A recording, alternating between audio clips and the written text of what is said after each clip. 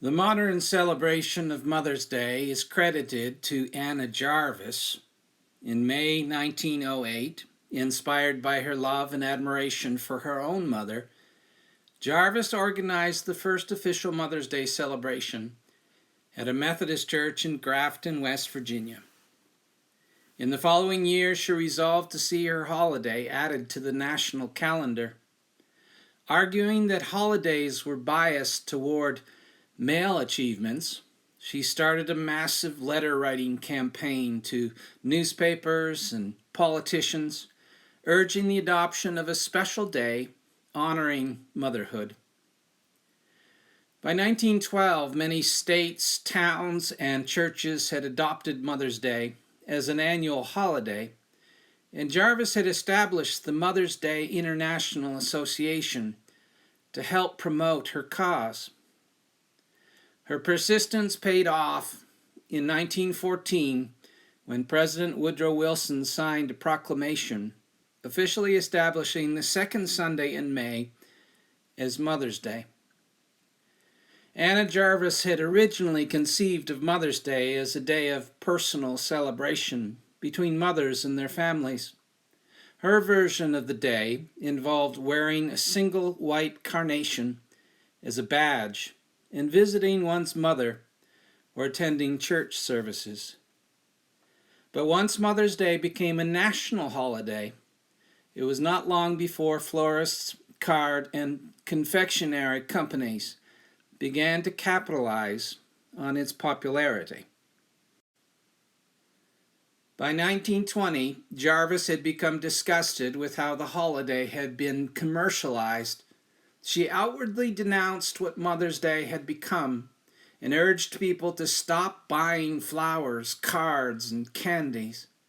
She said, "A printed card means nothing except that you are too lazy to write the woman who has done more for you than anyone in the world. And candy?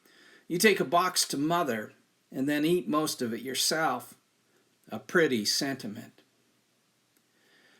Jarvis eventually resorted to an open campaign against Mother's Day profiteers, speaking out against confectioners, florists, and even charities.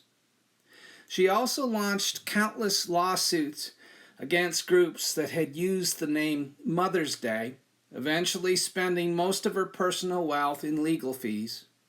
By the end of her life, Jarvis had disowned the holiday altogether and even actively lobbied the government to see it removed from the calendar. It was, of course, a losing battle.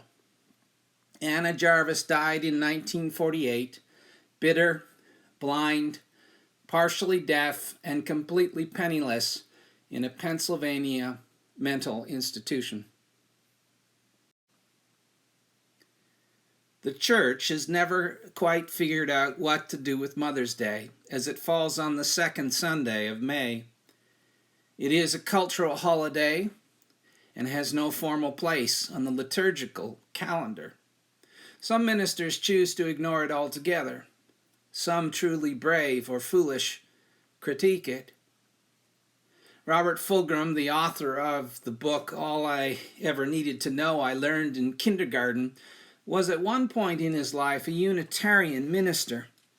For years, he said, he resisted preaching about Mother's Day with some of the same misgivings that Anna Jarvis had.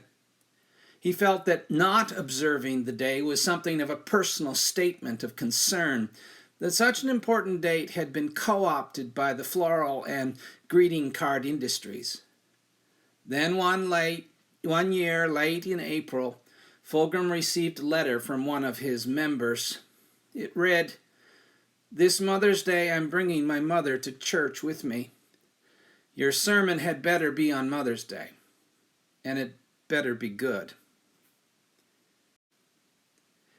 While I have never felt threatened into preaching about Mother's Day, neither have I felt that I could ignore it completely. This week, in considering the history of the observance, Anna Jarvis, her cynicism and disappointment at the end, I began to wonder about the values, I dare say maternal values, that mothers want to instill in their children. Most likely, your mother was your first teacher, and if you're anything like me, she taught you lessons that you're still trying to learn.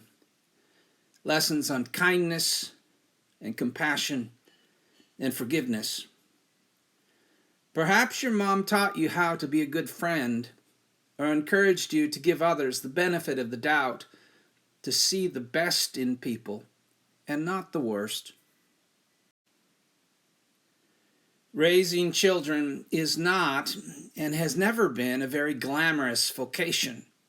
It involves a lot of hard work and hoping and praying and doing the best that you can. When you're very young, you think that your parents are working off a script or some parent's manual, that perhaps children came with operating instructions.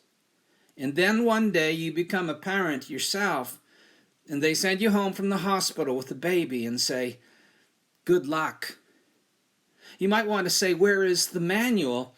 Your DVD player comes with an operating manual, 100 pages or more in 2 languages. But when you have a kid, they say, you have to figure it out on your own. And so with empathy, one learns to appreciate mothers and fathers who have no script or instruction manual, who are doing the best that they can. A few years ago, Garrison Keillor wrote a piece about his mother entitled, "Nobody Loves You Like Your Mama Does."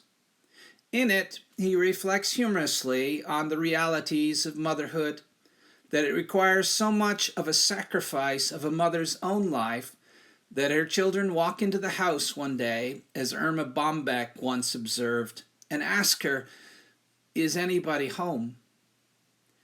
Keillor describes a photograph of his mother taken when she was just 17. My mother appears in a photograph of 5 young women in white summer dresses, walking hand in hand, grinning on a country lane near Cottage Grove, Minnesota in 1932. It was taken not long before she met my father, and they all look so fresh and happy, as if in a careless paradise all their own. She is willowy, shy, and beautiful, and she might have modeled evening gowns at Dayton's Sky Room and maybe been spotted by a Hollywood scout and wound up in the movies. Instead, she became a suburban pioneer, making a home in a muddy cornfield, putting up the stewed tomatoes and canned beans every fall, raising 6 children, slogging through bouts of mumps and the flu, womping up big Christmases, fishing the laundry out of the washing machine and putting it through the wringer and hanging it on the line. Keillor asks, is that what that smiling girl of 1932 had in mind for her life? In the end, he concludes, but your mother loves you. You could come home with snakes tattooed on your face and she still would see the good in you. She knows when you're in trouble, and you will get into trouble someday. Count on it, but your mother will still love you. Like an old lioness, she'll come running, even if you're 2,000 miles away. You entered this cold world causing her more pain than she thought possible, and now she won't ever give up on you. Buy her something nice for Mother's Day this spring, like a set of gold ingots, or a black car with a chauffeur. She's your mama. At least you could write her a note.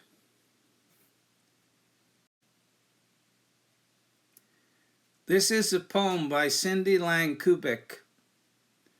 This is for young mothers stumbling through diaper changes and sleep deprivation, and mature mothers learning to let go.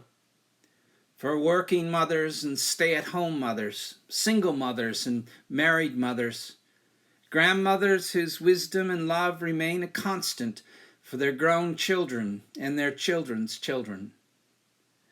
This is for the mothers whose children have gone astray, who can't find the words to reach them. For all the mothers who bite their lips sometimes until they bleed when their 14-year-old dyes his hair green. This is for all the mothers whose heads turn automatically when a little voice calls out "Mom" in a crowd, even though they know their own offspring are at home or grown up. What makes a good mother anyway? Is it patience, compassion, the ability to nurse a baby, cook dinner, and sew a button on a shirt all at the same time? Or is it the heart?